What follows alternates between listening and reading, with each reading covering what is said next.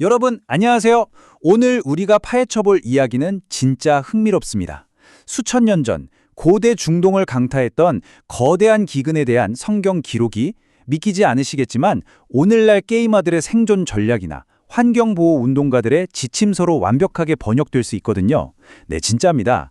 창세기에 담긴 이 오래된 지혜가 어떻게 우리 아이들의 일상, 심지어 비디오 게임에까지 찰떡같이 적용될 수 있는지 그 연결고리를 하나하나 짚어보겠습니다. 바로 시작해볼까요? 오늘 살펴볼 여정은 이렇습니다. 먼저 1장, 이집트의 대기근이라는 역사적 위기로 들어가 보고요. 2장에서 요셉의 놀라운 20% 경제 원칙을 살펴본 다음 3장과 4장에서는 밀라와 피터라는 평범한 학생들의 실생활에 이걸 어떻게 써먹을 수 있는지 알아볼 겁니다. 그리고 마지막 5장에서는 우리 가족의 작은 준비가 어떻게 세상을 바꾸는지까지 연결해 보겠습니다. 자, 첫 번째 섹션, 이집트의 대기근입니다. 창세기 47장의 이야기인데요. 재미있게도 이 본문이 어린이 찬양인 내가 매일 기쁘게와 같이 다루어지곤 하지만 실제 당시의 역사적 현실은 기쁨과는 거리가 아주 멀었습니다.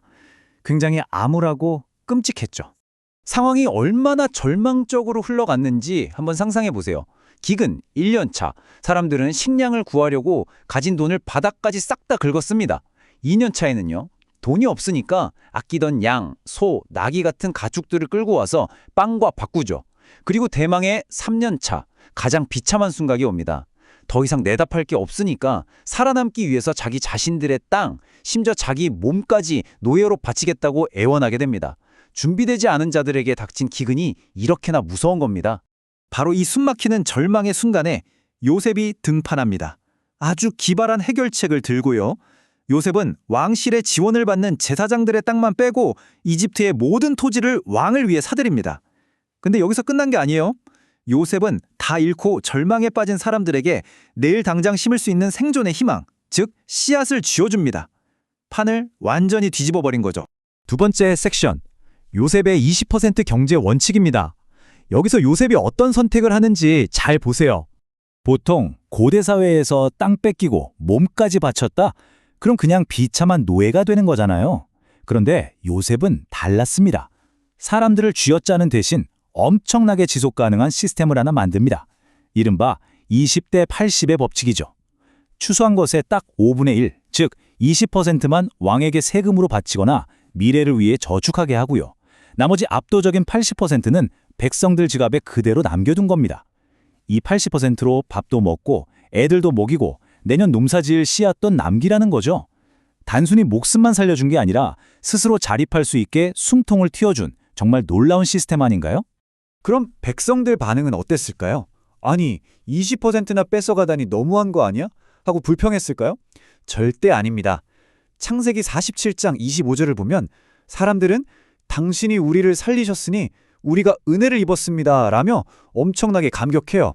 자기들 목숨을 글자 그대로 구해준 이 지혜로운 정책에 진심으로 감사하며 자발적으로 따른 겁니다. 자, 여기서 우리가 짚고 넘어가야 할 핵심 포인트가 나옵니다. 과거의 요셉은 7년짜리 대육년을 버티기 위해 곡식을 철저하게 저장했죠. 이게 바로 오늘날 우리가 현대의 위기를 극복하고 자원을 관리하는 완벽한 롤모델이 됩니다. 하나님이 한 사람의 꼼꼼한 준비를 통해 수많은 사람을 살리신 것처럼 이 수천 년 전의 원칙은 오늘 우리 삶에도 똑같이 적용될 수 있거든요.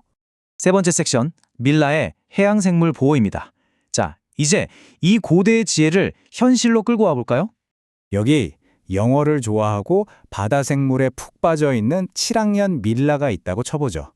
고대 이집트에 기근이 덮쳤던 것처럼 오늘날 밀라가 사랑하는 바다에도 심각한 위기가 닥쳤습니다. 수온이 펄펄 끓어오르고 해양 오염 때문에 바다 생물들이 멸종 위기에 처해 있죠. 이게 바로 밀라 세대가 마주한 현대판 흉년입니다. 그냥 손 놓고 있다간 다 잃게 되니까 미리 내다보고 대비해야만 하는 상황인 거죠. 그럼 중학생인 밀라가 할 수 있는 곡식 저장은 뭘까요? 엄청 거창할 필요 없습니다. 자기가 좋아하는 영어를 써서 환경 관련 자료를 열심히 읽고 공부하는 것, 매일 쓰는 일회용품부터 확 줄여보는 것, 그리고 자기가 알게 된 사실을 친구들에게 적극적으로 알려주는 것. 이것들이 바로 밀라가 지금 당장 학교와 일상에서 할 수 있는 주도적인 준비입니다. 멋지지 않나요? 네 번째 섹션, 피터의 리스크 관리입니다. 이번엔 또 다른 친구를 만나보죠. 6학년 피터는 수학을 좋아하고 매일 비디오 게임을 달고 사는 평범한 학생이에요. 요새 학교에서 리스크 평가 같은 걸 배우고 있다는데 고대 이집트의 거시경제 정책이 비디오 게임하는 초등학생이랑 무슨 상관이 있을까요? 정답은 바로 20%에 있습니다. 피터는 요셉이 썼던 그 수확물의 20% 저축률을 그대로 가져와서 자기 삶의 비상금 규칙으로 써먹을 수 있거든요. 게임으로 한번 생각해 볼까요? 최종 보스랑 싸우는데 초반에 체력이나 아이템을 100%다 써버리면 어떻게 되죠? 바로 게임 오버입니다. 최소한 20%는 비상용으로 남겨둬야죠. 용돈 받을 때 20%를 미리 떼어놓고 저금하는 거, 시험 기간에 체력과 공부 시간을 배분할 때 여유분 20%를 남겨두는 것, 전부 마찬가지입니다. 늘 20%를 예비로 두는 습관, 이게 바로 요셉에게서 배우는 궁극의 리스크 관리이자 생존 꿀팁입니다. 다섯 번째 섹션, 세상을 구하는 작은 준비입니다. 이제 시야를 좀 더 넓혀볼게요. 지금까지 밀라나 피터 개인의 이야기를 봤다면 이걸 우리 가족, 더 나아가 세상 전체로 확장하면 어떻게 될까요? 세 가지로 나눠서 볼 수 있는데요. 먼저 우리 집 거실에서 우리 가족부터 요셉처럼 지혜롭게 자원을 준비하고 서로 나눠야 합니다. 그 다음 교회와 지역사회는 당장 흉년 같은 어려움을 겪는 이웃들에게 든든한 피난처가 되어 실질적인 밥과 위로를 나눠야겠죠. 마지막으로 글로벌 스케일로 보면요. 우리는 기후위기나 전쟁 때문에 진짜로 굶주리고 있는 전 세계 아이들에게 식량을 보내고 요셉처럼 지혜로운 리더들이 세워지기를 바라고 또 행동해야 합니다. 개인의 작은 준비가 세상을 구하는 힘으로 눈덩이처럼 커지는 거죠. 자, 오늘 이야기의 핵심은 우리가 아주 잘 아는 찬양, 예수 사랑하심은의 따뜻한 메시지와 딱 맞닿아 있습니다. 우리가 왜 내일을 위해 아끼고 굳이 힘겹게 모아서 남들과 나눠야 할까요? 단순히 미래의 재난이 무서워서 벌벌 떠는 게 아닙니다. 이 찬양 가사처럼 우리가 먼저 절대적인 사랑과 돌봄을 듬뿍 받고 있다는 든든한 확신이 있기 때문이에요. 그 사랑이 흘러넘쳐서 우리가 미래를 멋지게 준비하고 남들에게 내 자원을 내어줄 수 있는 진짜 원동력이 되는 겁니다. 이제 마무리하면서 오늘 가족들과 꼭 한번 나눠보셨으면 하는 질문을 던져드릴게요. 우리 가족만의 20% 비상기금은 과연 무엇일까요? 그게 돈일 수도 있고 시간일 수도 있고 아니면 특별한 재능일 수도 있겠죠. 그리고 그렇게 착실하게 모아둔 20%로 내일의 위기를 맞닥뜨릴 누군가를 우리는 어떻게 도울 수 있을까요? 이 고대의 지혜가 여러분의 일상에 작지만 놀라운 변화를 일으키길 바라면서 오늘 준비한 내용은 여기까지입니다.